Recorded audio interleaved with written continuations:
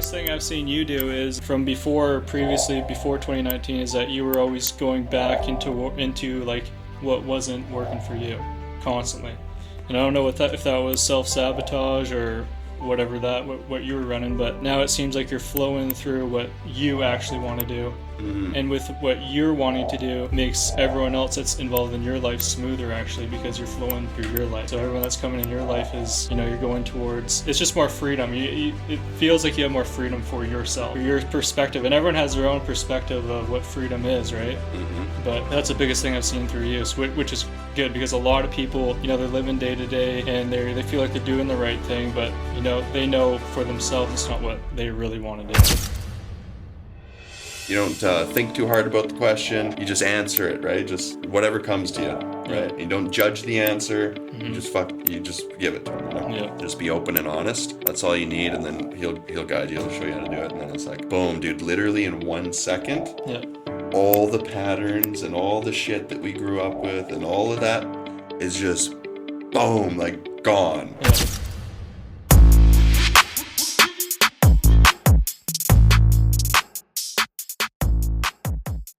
Okay, welcome to the first episode of the new I Am Divinity show. Pretty exciting because I got my own blood. My younger brother Jesse, sitting next to me.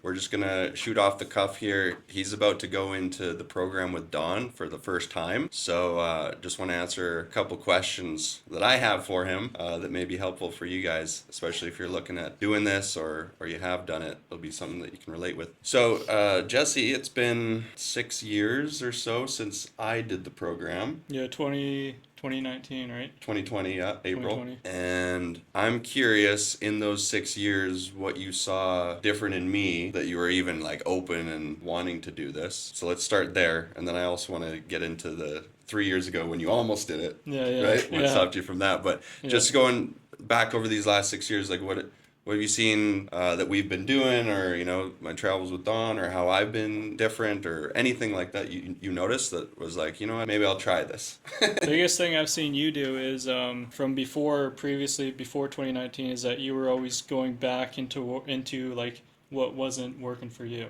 constantly.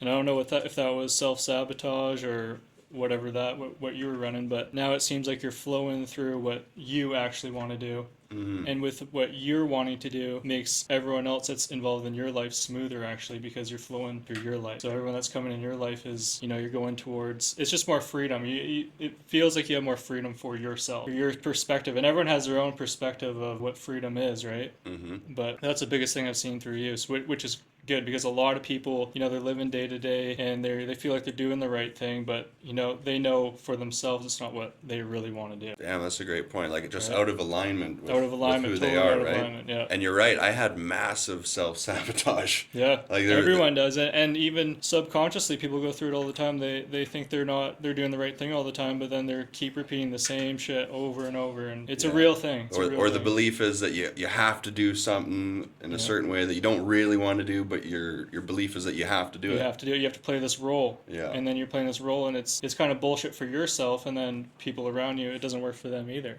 It's out of because it's not integrity. working for you. Mm-hmm. So it just doesn't work.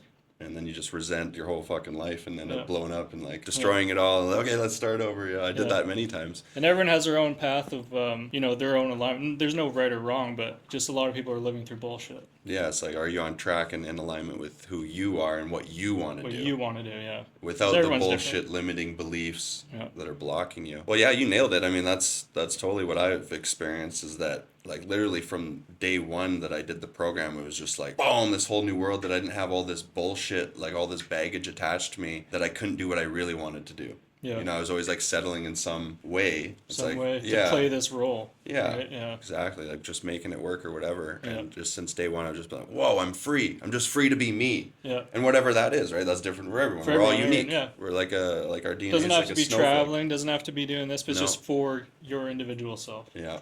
What your calling is, what your path is. Exactly. Yeah. Totally. Well, that's awesome, dude. Okay, well, let's get into, it was about 3 years ago that you flew out here because you were like, okay, I'm ready to do this. Right? I remember you did your questionnaire on the way, on the plane. Yeah. And then we went it was my birthday, we went to a private island on a boat here in the Philippines. Yeah. And you were ready to do it. And then you're like, nope. You're like, I'm going home. So Yeah. what happened then, compared to now, like that, created the openness for you and you're like, okay, now I'm ready.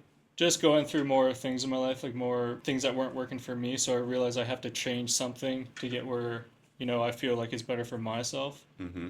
And back then it was too much going on in my own personal life and too much scared of maybe too much change or it's way too, think it's too different at the time. Mm-hmm. Just didn't really understand it either. Thought it was weird or whatever, right? Yeah. What everyone's wearing purple. What is this? This is weird. You know what I Yeah. mean? Like, Some purple cult. yeah, I was like, this is some cult. And everyone's thinking that, right? They look at it like this is a bunch of weirdos and Yeah. whatever. But it's not really about that. It's more so about just alignment with yourself, Who you are. who you If are. you Yeah. love Is purple, that you purple, fucking wear whatever. purple. You Yeah. don't care if people are calling you gay or whatever. Yeah, it doesn't matter. Yeah, just It's be in about alignment. it's positive and negative, and it's a positive thing to realize a program or whatever you're running, whether it's your negative programs or your thoughts or whatever, and then this is a positive kind of enlightenment of like alignment with yourself. Yeah, before the program, right? Yeah. After you'll be like, fuck, shit, balls, cock, whatever. But yeah, it was just a different. I didn't understand it, and it was I thought it was weird or whatever, and wasn't ready to change even for myself really because I was scared. Oh, what if it gets worse? But even though I wasn't living within, nothing was working really at the time for me anyway. So Mm-hmm. which Well, is I know one of my biggest challenges in the early days when I was going through it, because there was a couple major times that I gave it up, yeah, and like I literally just wouldn't even talk to Don because I'm like, fuck this, dude. yeah, It was yeah. like, it was Because overwhelming. it's so you don't know what it is. You're like, what? It just you don't know. Yeah, the fear of the The fear unknown, of the unknown, and people for sure. don't like to go. People stay in comfort and out of fear. Mm-hmm. That's what they usually do. Even if their comfort is dysfunctional or negative, they will stay in it because they're feared of the unknown. Don calls it's like a shitty diaper when you're a baby, and I just don't want to give up the diaper. Yeah. Yeah. It's like keeping the training wheels on. Yeah. But yeah, that's awesome, dude. I'm excited for you because, like you said, just being in alignment with yourself, being free to be who you are, Yeah. there's nothing better. On Don's business card, it sums it up that it takes you from going from the beliefs of who you think you are Yeah. to the knowing of who you truly are. And that's so subtle that you can miss it. Well, because you got all the opinions growing up, and parents and whatever telling you got to do this, do that, and then you get those beliefs or whatever, and then you're living a life of their beliefs, really. 100%. Mix maybe a little bit of yours too, but it's out of alignment. And let's talk about the work that you done prior to this, because for me, I had done like 16 years of personal development. I have zero personal development. I just have going through life. I'm just an average dude. Absolutely zero. And what was your background, I'm like a work-wise? construction worker. You know what I mean? Blue collar, Yeah. never did any sales, marketing, entrepreneurship, No. nothing like that, which is awesome. My dad was a complete realist. Yeah, we got the same mother, different dad, different Yeah, father. my mom's a bit spiritual, but Yeah. there's no. I don't come You from didn't like have a any hippie foundation. background. No. Yeah, yeah. I thought at first when I went through it, like, oh, like spiritual people would be most open to this. But honestly, because there's what I call now the spiritual ego, which is all these spiritual beliefs, Yeah. which is different from the knowing of who you are, that it was actually holding them back compared to someone like you that just has a fresh, clean slate. And I know, I remember being in sales when we trained salespeople. Yeah. A lot of times it would be so much better to take someone that had zero sales experience Yeah. because you can train them. Because you can mold fresh. them and teach them, and You don't have because they're to- more open. Yeah. Yeah, you don't have to unteach like all the All bad, the bad habits they have. Yeah. People do that in every industry, really, even in construction stuff. Mhm. They want fresh because you can train them and mold them, and Makes sense. right. So that's going to be cool, your experience without having all that personal development going on.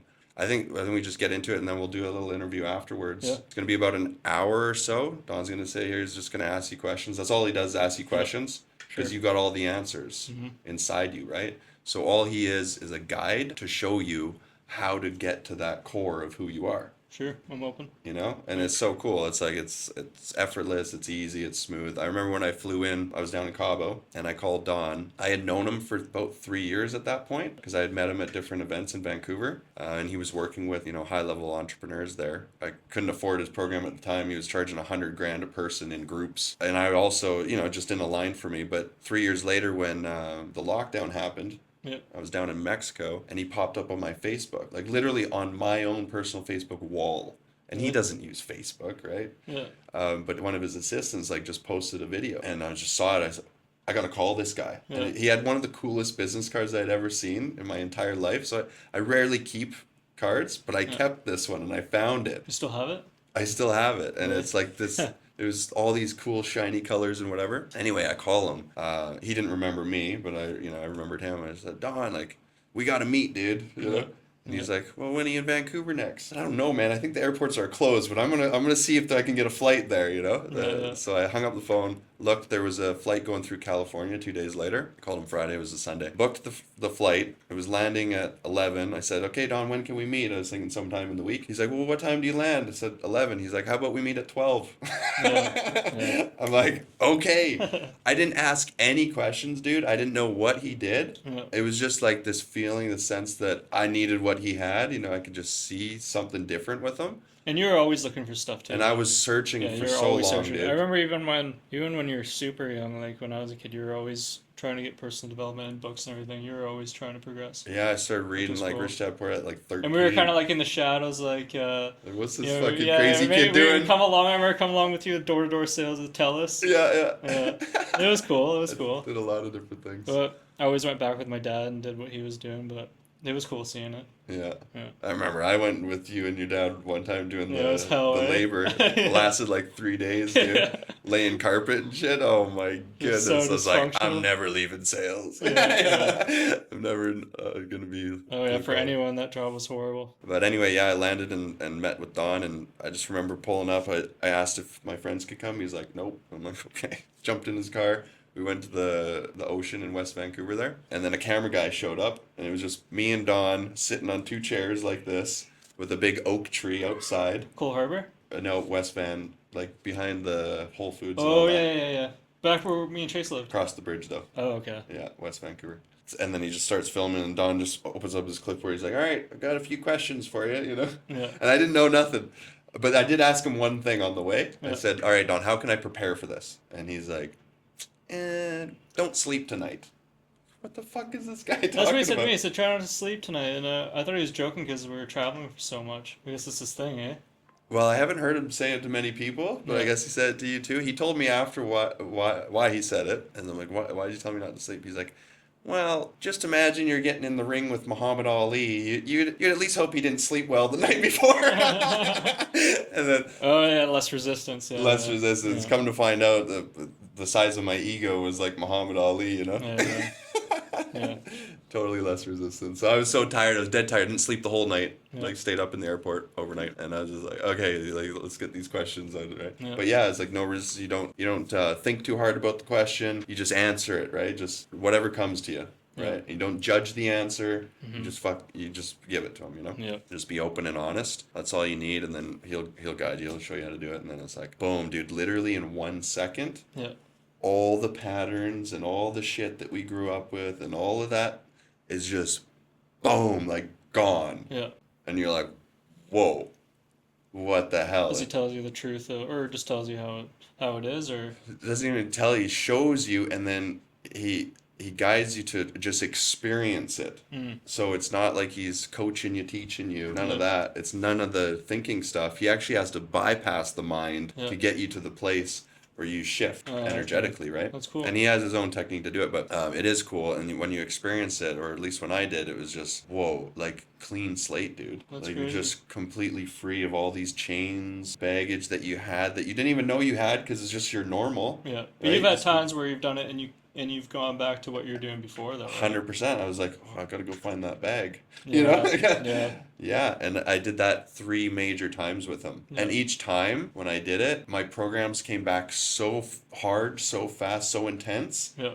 that it was like, oh shit, like, so it was a great learning experience for me because it really showed me how toxic they were. And then I just like called him back. I was like, dude, I'm sorry. Like, can you just show me again how to get there? So initially it takes openness, but in the long run it takes discipline too. Then I guess. It does. There's one thing that he tells you to do to hold this. Okay, Yeah. so he shows you how to get there, Mm-hmm. and then you're in it, and then he tells you how to do just one exercise each day, Yep. 10 minutes when you wake up, sometime in the middle of the day, and when you go to sleep.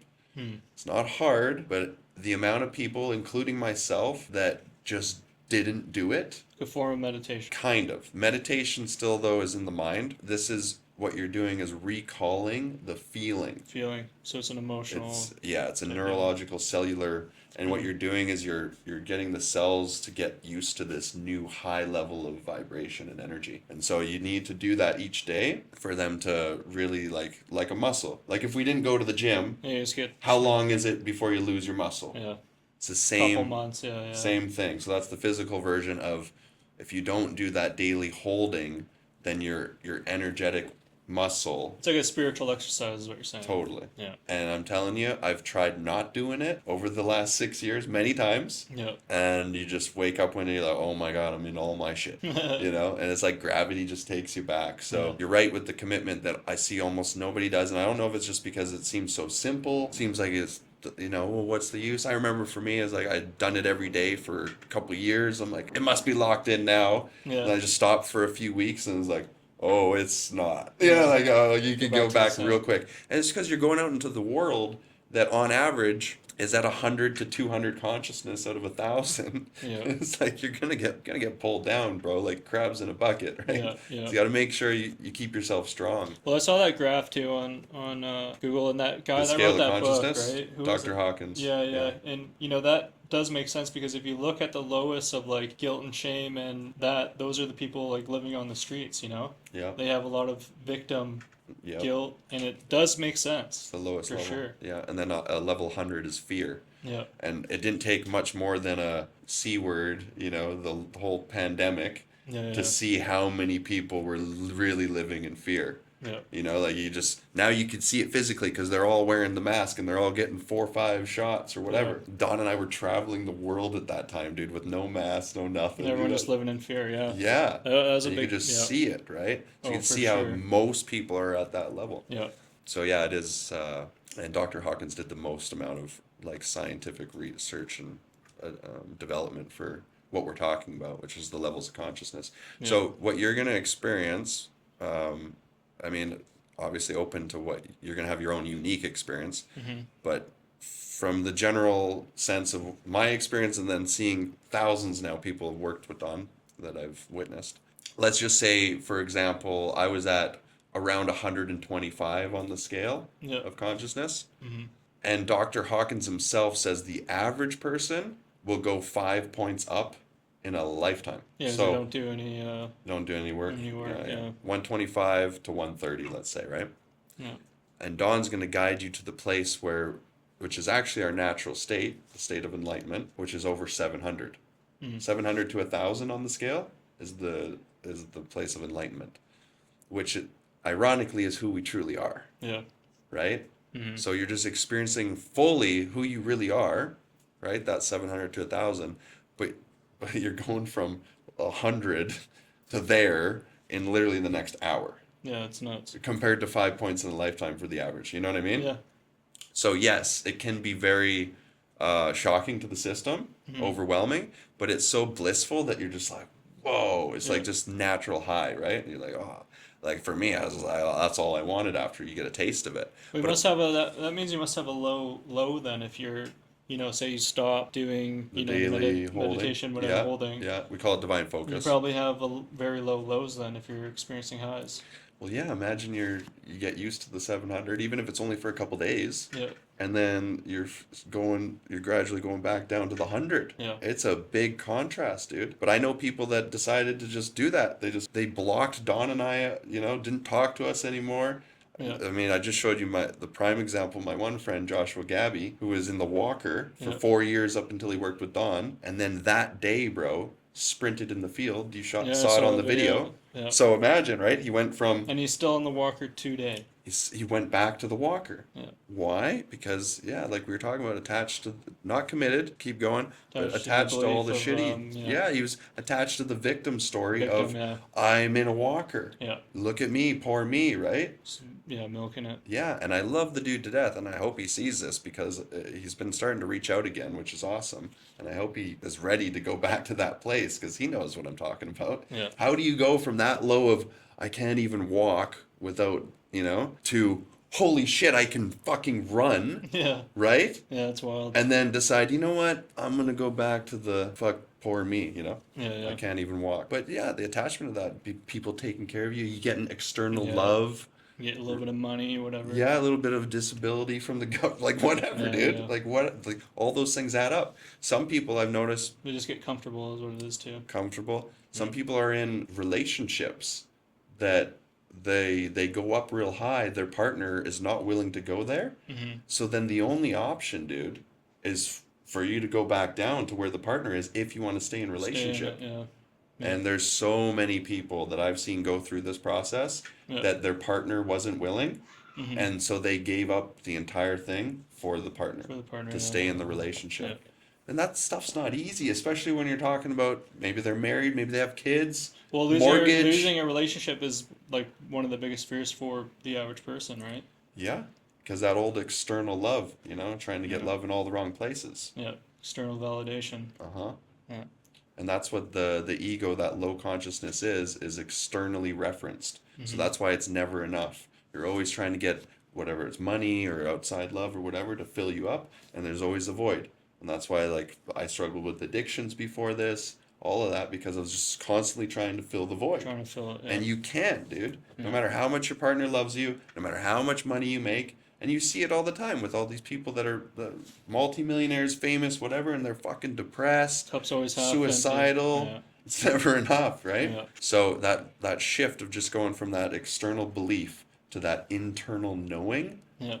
you're going from I am loved, I'm not loved, to oh, I am love. Yeah. Like I am what I'm searching, me, what yeah. I've been searching for. Yeah. Makes You know. sense. It's a little subtle shift, but once you hit it, Yeah. there. That's cool. Yeah. So I'm excited for you. We'll do Nice. another little follow up after this, but let's cut the camera and see you next time.